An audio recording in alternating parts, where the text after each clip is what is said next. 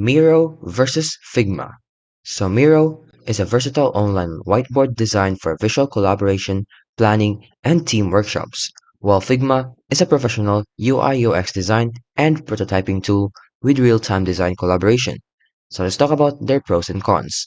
So for Miro, it offers excellent cross-functional collaboration. It is very accessible to non-designers. It has low barrier for entry for stakeholders and marketers. It also has a strong integration and ecosystem, and it even offers facilitation tools like voting, timers, and presentations modes. Now for the cons though, it is not built for detailed vector designing and has a limited support for complex UI design. It also has a learning curve which can be steep with many features for new users, and it has a large or complex board which may impact the performance. Now, for Figma on the other hand, it is a powerful vector design and prototyping tool for UI and UX components. It is excellent for real-time design, collaboration, co-editing, and commenting version history and design systems.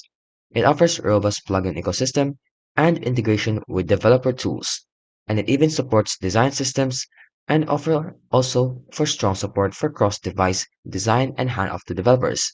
Now for the cons though, it is less intuitive for non-designers. It requires stable internet connection, and the performance may suffer on large or complex files.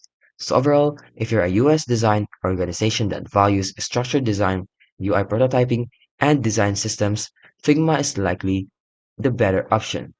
But if you need a tool that everyone or anyone can use to brainstorm, plan, and collaborate freely, then Miro is more likely what your cross-functional team will prefer. If you like this video, don't forget to like, subscribe, and turn on the notifications